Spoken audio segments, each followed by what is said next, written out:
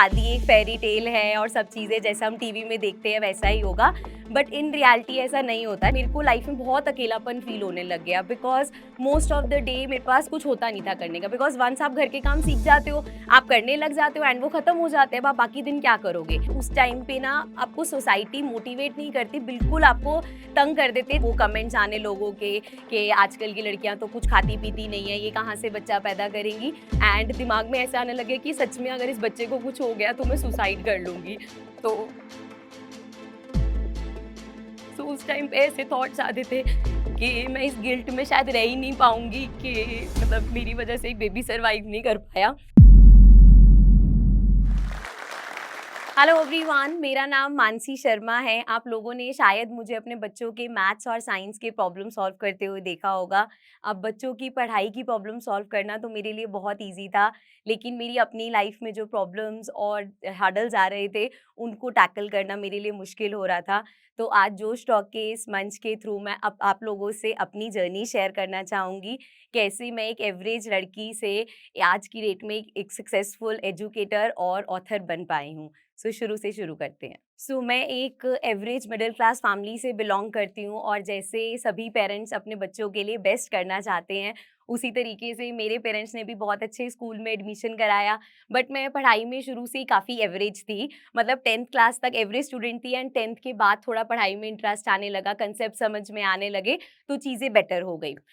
Mind setup ऐसा ही था कि एक मिडिल क्लास फैमिली में आप ऐसे ही बड़े होते हो, तो दिमाग में था एक बार 12th हो जाए एंड देन मैं फाइनेंशियली सपोर्ट करूँगी, जॉब वगैरह स्टार्ट कर लूँगी। वैसे तो पेरेंट्स ने कभी ऐसी कोई कमी घर में फ़ील नहीं होने दी कि हमें लगे कि फाइनेंशियली प्रॉब्लम्स हैं या जॉब करना मजबूरी है। बट स्टिल वो माइंडसेट था कि यार एक बार 12th हो जाए, मैं अच्छा-सा कोई कोर्स करके एंड अपनी फर्दर स्टडीज़ मैं डिस्टेंस से करूँगी। और ऐसा ही मैंने किया, अपनी ग्रेजुएशन, पोस्ट ग्रेजुएशन मैंने डिस्टेंस लर्निंग से करी एंड 12th के बाद मैंने एक कोर्स जॉइन किया, मल्टीमीडिया का कोर्स किया एंड देन फाइनली टाइम आ गया था कोर्स के बाद जॉब करने का। तो पापा ने कंडीशन लगा दी कि जॉब कर लो, लेकिन ज़्यादा दूर की मत देखो, नोएडा, गुड़गाँव, जहाँ तुम्हें 2-2 घंटे ट्रैवल करना पड़े, ऐसी जॉब मत करना। अब उसके पीछे भी रीज़न ये था कि पापा शुरू से ही बहुत ज़्यादा हम लोगों को लेके ओवर केयरिंग, ओवर प्रोटेक्टिव रहे हैं एंड अब मैं खुद एक माँ हूँ, तो मैं उस नेचर को समझ पाती हूँ। उनकी इस कंडीशन को माना एंड आस-पास ही एक जॉब ऑफर अच्छा मिला, तो वो एक्सेप्ट कर लिया एंड मैंने देन कंपनी जॉइन करी as an SEO analyst. But problem ये थी कि मेरी सैलरी उस टाइम सिर्फ 5000 रुपीज़ थी और दिल्ली जैसे शहर में 5000 सैलरी बहुत कम होती है। तो समझ नहीं आ रहा था और क्या अल्टरनेटिव हो सकता है और क्या कर सकती हूँ मैं कि अपनी सैलरी थोड़ी-सी बढ़ जाए या कुछ अच्छी इनकम जनरेट हो सके। मैंने होम ट्यूशन स्टार्ट करी। अब होम ट्यूशन्स इनकम अर्न करने का एक अच्छा सोर्स है, बिकॉज़ आपको 1 आवर देना होता है, वन ऑन वन टीचिंग होती है एंड आप उससे अच्छी फीस वगैरह मिलती है। मैंने ऐसे ही करके 2 होम ट्यूशन्स जॉइन करी। आफ्टर माय वर्किंग आवर्स मैं होम ट्यूशन्स पढ़ाती थी। 2 होम ट्यूशन्स के थ्रू मैंने अपनी इनकम को थोड़ा-सा एक्सपैंड किया और एक डिसेंट इनकम जनरेट करने लगी। होम ट्यूशन्स की हेल्प से थोड़ी-सी इनकम अच्छी जनरेट हो गई एंड देन कुछ टाइम तक ऐसे ही चला और जिस कंपनी में मैं जॉब करती थी ना, थोड़े टाइम बाद उन्होंने ही एक ऑनलाइन वेंचर स्टार्ट किया जिसमें वो ऑनलाइन एजुकेशन प्रोवाइड करते हैं। अब वहाँ पे क्योंकि सर को पता था मैं होम ट्यूशन्स पढ़ाती हूँ, तो उन्होंने रैंडमली बोला कि आपको टीचिंग एक्सपीरियंस है, आप क्यों नहीं ट्राई करते? एंड आई ऑल्सो थॉट कि हाँ यार, मैं पढ़ाती तो हूँ ही, तो होम ट्यूशन्स पढ़ाती हूँ, ऐसे ही कैमरे पे पढ़ाना होगा। वहाँ से मेरा वो टर्निंग पॉइंट आया जब मैंने ऑनलाइन पढ़ाना स्टार्ट किया एंड जब आप ना होम ट्यूशन्स वगैरह कर रहे होते हो ना, तो आपको 1-2 पेरेंट्स के फीडबैक या कुछ मिलता है, लेकिन वंस जब आप इतने बड़े प्लेटफ़ॉर्म पे पढ़ाना शुरू करते हो, तो आप लोगों को बहुत सारे बच्चों के, बहुत सारे पेरेंट्स के फीडबैक्स मिलने स्टार्ट हो जाते हैं एंड बाय गॉड ग्रेस बहुत अच्छा रिस्पॉन्स आया एंड धीरे-धीरे करते-करते फिर हम लोगों ने पहले 7th क्लास को पढ़ाया, देन 6th को एंड देन 8th को। तो ऐसे करते-करते चैनल्स ग्रो हो रहे थे एंड मैं 6th, 7th, 8th को फिर मैथ्स और साइंस पढ़ाने लगी एंड धीरे-धीरे लोग पहचानने लगे। मैं बाहर जाती थी तो बच्चे मिल जाते थे कि आप मानसी मैम हो ना? तो बहुत अच्छा लग रहा था एंड चीज़ें बहुत अच्छी से बेटर होने लगी एंड देन उसके बाद जब वो एज हो जाती है ना एक बार 24-25, तो घर में फिर वही शादी की बात स्टार्ट हो गई एंड वो लड़का ढूँढ ही रहे थे। बट उससे पहले मेरे एक बेस्ट फ्रेंड थे, तो मैंने उन्हें घर पे इंट्रोड्यूस कराया एंड उन लोगों को लड़का पसंद आया, फैमिलीज़ मिली एंड हम लोगों की 1 साल के अंदर-अंदर शादी हो गई। अब मैं को कभी भी ना यार शुरू से ऐसी कोई बहुत ज़्यादा करियर ओरिएंटेड कि मेरी प्रायोरिटी मेरा करियर है, मुझे बहुत सक्सेसफुल सक्सेसफुल बनना है, ऐसा सब मेरा पॉइंट नहीं था। तो मैंने बहुत जल्दी ही डिसीज़न मेकिंग कर लिया था कि जैसे ही शादी होगी मैं जॉब छोड़ दूँगी। तो शादी से 1 महीने पहले ही मैंने अपनी जॉब क्विट करी एंड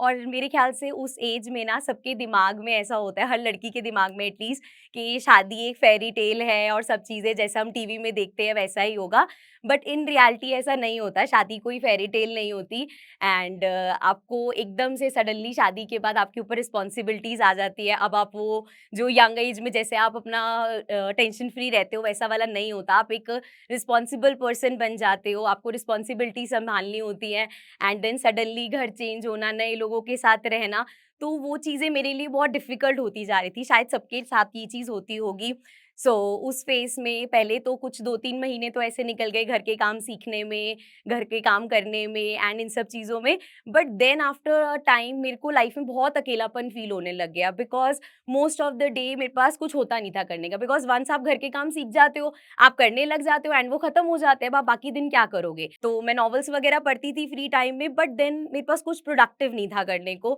एंड उस वजह से ना वो बहुत ज़्यादा मुझे डिप्रेस करती जा रही थी चीज़। एंड डेली बेसिस पे मैं धीरे-धीरे, बिल्कुल वैसे मेरा नेचर बहुत ऐसा जॉली टाइप का है कि मैं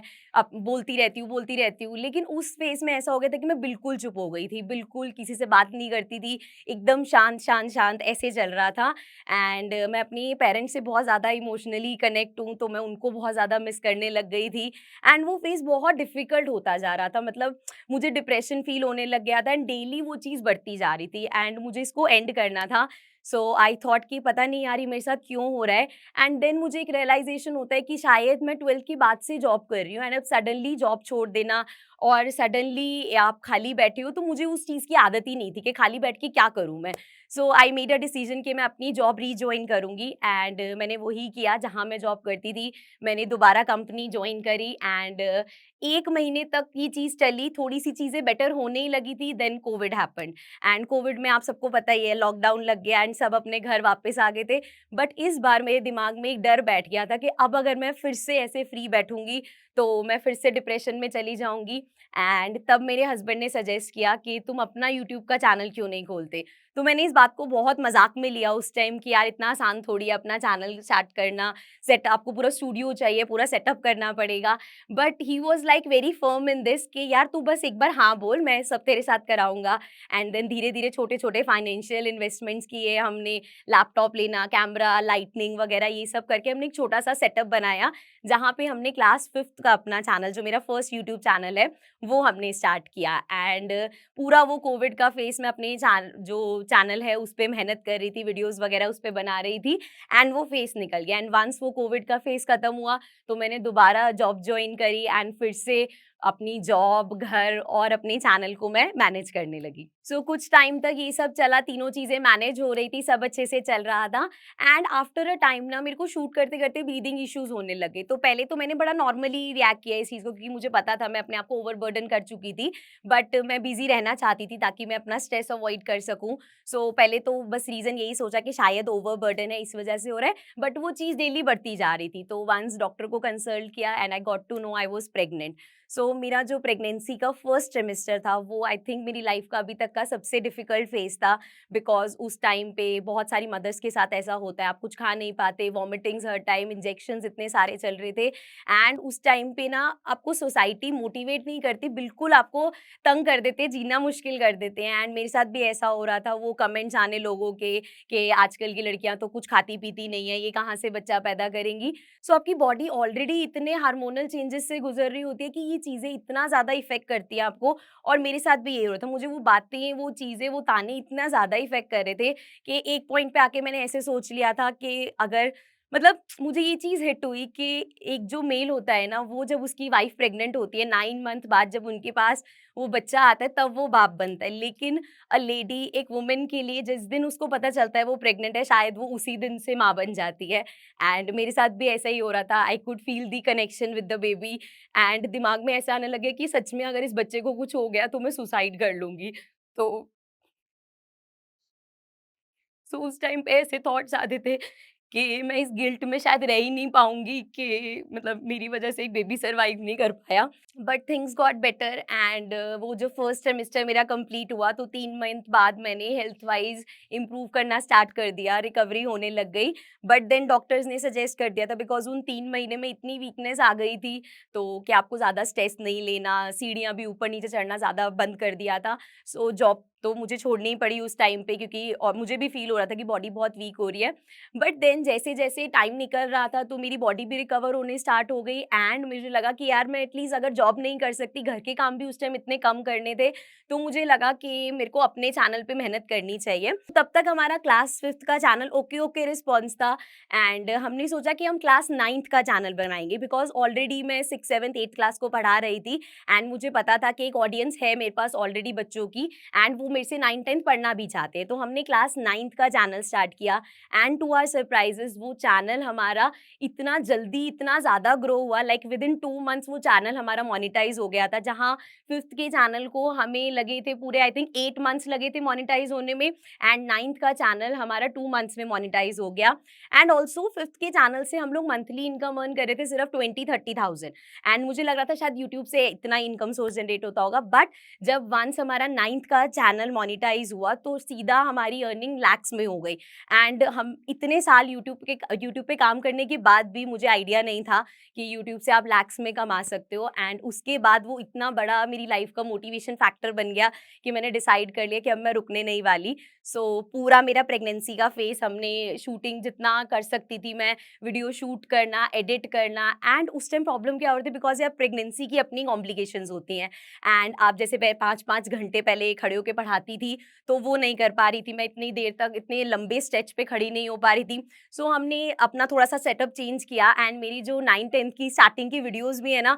वो सभी उस सेटअप में है जहाँ मैं बैठ के पढ़ा रही हूँ because I was pregnant and धीरे-धीरे वो टमी फैट दिखने लग गया था, तो मुझे बैठ के कैमरे में सिर्फ़ खुद को इतना-सा कैप्चर करके इस तरीके से हमने वो सेटअप चेंज किया एंड पढ़ाना शुरू किया। एंड 9th के बाद 10th का चैनल उस पे क्योंकि अच्छा रिस्पॉन्स आ रहा था तो हमने साथ ही 10th का चैनल स्टार्ट कर दिया एंड आई स्टिल रिमेंबर जब मेरी डिलीवरी थी उसके 1 दिन पहले तक भी मैं शूट कर रही थी बिकॉज़ आई नो कि मतलब डिलीवरी के बाद मैं 2-3 महीने शायद शूट नहीं कर पाऊँगी, तो मैंने अपने चैनल्स के लिए इतना कंटेंट क्रिएट करके रख लिया था कि मुझे सिर्फ़ एडिटिंग करनी होगी and my channels are good to go. So ऐसा किया एंड 20th सितंबर को my daughter was born and on the same day उस दिन हमारे घर पे मेरा पहला सिल्वर बटन, जब आप यूट्यूब पे 1 लाख सब्सक्राइबर क्रॉस करते हो तो as a token of appreciation आपको एक अवार्ड मिलता है। सो वो सिल्वर बटन डिलीवर हुआ था on the same day and कहते हैं ना कि बेटियां घर की लक्ष्मी होती है, तो मैंने ये चीज़ पर्सनली एक्सपीरियंस की है कि मेरी बेटी सच में हमारे घर की लक्ष्मी है एंड जब से वो हुई है she has completely changed our life for better and उसके बाद हमने शायद कभी मुड़ के नहीं देखा अपनी जो अभी even once you have the baby ना तो आपको फ़र्क ही नहीं पड़ता लोग क्या कह रहे हैं, आप इतने केयरफ्री हो जाते हो किसी की बातों से, किसी के तानों से, अब आपको कोई फ़र्क नहीं पड़ता। आपको पता है आप वो आपके हस्बैंड है, वो बेबी है और वो 3 जने कि बस अब लाइफ़ में और कुछ नहीं चाहिए आपको। So that was the turning point of our lives and उसके बाद I got an opportunity to launch a book. So हमने क्लास 10th के लिए एक बुक लॉन्च करी which was a great success and इस साल हमने 9th क्लास के बच्चों के लिए भी बुक लॉन्च करी and on the personal level ना साथ में पढ़ाई के साथ-साथ हम लोगों ने अपना एक व्लॉगिंग चैनल बिकॉज़ व्लॉगिंग बहुत ज़्यादा ट्रेंड में था, तो हमने एक जैसे मेरे सारे एजुकेशन चैनल्स जो हैं वो लर्न विद मानसी के नेम से है एंड उसी से ही मिलता-जुलता हमने व्लॉग विद मानसी के नाम से अपना एक व्लॉगिंग चैनल स्टार्ट किया, जहाँ पे मैं अपनी शूट की बिहाइंड द सीन्स, कभी अपने कपल वीडियोज़ या अपने बच्चे के साथ वीडियोज़, फैमिली वीडियोज़ हम लोग डालने लगे एंड वो चैनल भी टच वुड हमारा बहुत अच्छे से ग्रो हुआ एंड रिसेंटली हमने वहाँ पे डेली व्लॉगिंग स्टार्ट करी है। सो इस टाइम पे all my channels are running successful, we are very happy about that and at the end मैं सिर्फ इतनी सी बात बोलूँगी आप लोगों को जो मैंने सीखा है अपनी लाइफ में कि बहुत बार ऐसा होगा कि आप अच्छा भी कर रहे होगे बट देयर आर नॉट और आपके अराउंड ऐसे लोग नहीं है जो आपको पॉइंट पॉइंट पे अप्रिशिएट करें एंड हम लोग फिर ये सोचने लग जाते हैं कि शायद यार इतना भी कुछ बड़ा नहीं कर रहे, शायद हम कुछ इतना खास भी नहीं कर रहे। सो आई रिक्वेस्ट यू ऑल जो भी इस वीडियो को इस टाइम देख रहा है, अगर आपके साथ ऐसा है कि आपको लगता है कि आपको लोग अप्रिशिएट नहीं कर रहे, तो आप प्लीज़ खुद को एप्रिशिएट करो, अपने उस अंदर, आपके अंदर जो वो छोटा-सा बच्चा है, उसको प्लीज़ ये बात समझाओ कि आप जो भी कर रहे हो, जैसा भी कर रहे हो, बहुत अच्छा कर रहे हो एंड आप लोग लगे रहो। एंड इवन टुडे आज भी लोग हमें कभी-कभी ऐसे मज़ाक में ऐसे बोल देते हैं कि इनके तो मज़े हैं, ये तो बैठ के खा रहे हैं। बट एक्चुअल में वो जो पैसे कमाना हमने शुरू किए, उसके पीछे का जो हार्ड वर्क है, इवन टुडे जो हम वो हार्ड वर्क करते हैं, बच्चे के साथ, फैमिली के साथ, अपना घर सँभालना, अपना करियर, एक लड़की के लिए आई थिंक अभी भी ये बहुत डिफ़िकल्ट चीज़ें हैं, क्योंकि बच्चा होने के बाद आपकी प्रायोरिटी सडनली चेंज हो जाती हैं एंड वो बच्चा आपकी प्रायोरिटी बन जाता है। तो उस टाइम पे अपने काम को भी उतना ही प्रायोरिटी पे रखना और चीज़ें मैनेज करना सच में बहुत डिफ़िकल्ट होता है। But I have been very lucky कि मेरे जो हस्बैंड है, he has always been a pillar of strength for me. वो हमेशा मेरे साथ खड़े रहे हैं एंड आई थिंक जितना मुझे खुद पे विश्वास है, उससे बहुत ज़्यादा उनको मुझ पे विश्वास है डे 1 से। इवन टुडे मैं कभी-कभी बहुत ज़्यादा मुझे एंग्ज़ायटी हो जाती है कि पता नहीं चीज़ें ऐसी चलती रहेंगी स्मूथली या नहीं, चीज़ें बदल जाएँगी। बट ही इज़ लाइक कि वो अगर साथ है तो शायद वो 5,000 कमाने वाली लड़की आज यहाँ तक पहुँची है, it is because of him, कि वो हमेशा मेरे बैक में खड़े रहे हैं मेरे साथ। एंड कहते हैं ना, behind every successful man there is a woman, but in my case उसका रिवर्स है। All my success, all my everything, मैं यहाँ पे इस टाइम खड़ी हूँ, that is because of my husband, because वो हमेशा मेरे लिए स्ट्रेंथ का वो पिलर बन के मेरे साथ खड़े रहे हैं। So all credits and thanks to him. And also जाते-जाते मैं जोश टॉक आशा के इस मंच को भी थैंक यू बोलना चाहती हूँ, जिन्होंने मुझे एक प्लेटफ़ॉर्म दिया, जहाँ मैं अपनी जर्नी, अपनी स्टोरी आप लोगों से शेयर कर पाई। एंड अगर किसी 2, 3 या 4 जनों को भी मैं मोटिवेट कर पाई हूँ अपनी स्टोरी से, so I will be very thankful and grateful. And I would just say, यार आप जो भी कर रहे हो, जिस भी फील्ड में हो, बस लगे रहो। ऑलवेज बिलीव कि हमारे प्लान्स जो भी होते हैं ना, उससे बड़े there are always God's plan. Just believe in him and अपना 100% दो, बिकॉज लक भी उन्हीं को ही फेवर करता है जो पूरी मेहनत करते हैं। Thank you so much. जब हम घर पर सबका ख्याल रख रहे होते हैं या पढ़ाई पूरी कर चुके होते हैं, तो मन में एक सवाल जरूर आता है, अब यहाँ से मेरे लिए आगे क्या है। हम कभी कभी भूल जाते हैं कि हम कितने काबिल हैं। हम भी घर के सभी कामकाज के साथ अपना करियर भी बना सकते हैं। ऐसे में कभी परिवार का साथ नहीं मिलता, कभी कोई सही दिशा दिखाने वाला नहीं मिलता, या फिर कभी कभी हम खुद ही हार मान कर बैठ जाते हैं। तो ऐसे में हम सबको चाहिए होता है बस एक सपोर्ट, और वो सपोर्ट हमें मिलेगा जोश टॉक से। जोश टॉक्स जॉब्स फॉर वुमेन एक ऐसा प्रोग्राम है जिसमें हमें एक्सपर्ट ट्रेनिंग, मेंटोरशिप, हमारी जैसी और औरतों का सपोर्ट मिलेगा, जिससे हम सब मिलकर आगे बढ़ेंगे। यहाँ हमें एक्सपर्ट्स ऐसे गाइड करेंगे जैसे हमारी बड़ी बहन हो। इसके लिए हमें बस एक फॉर्म भरना है, जो कि डिस्क्रिप्शन और पिन कमेंट में डाल दिया गया है। चलिए साथ मिलकर आपके सपनों की नौकरी को हासिल करने की दिशा में पहला कदम उठाते हैं। चाहे आप आर्थिक रूप से आत्मनिर्भर बनना चाहती हो या फिर नए स्किल सीखना चाहती हो, जोश टॉक्स की टीम आपकी मदद के लिए यहाँ है।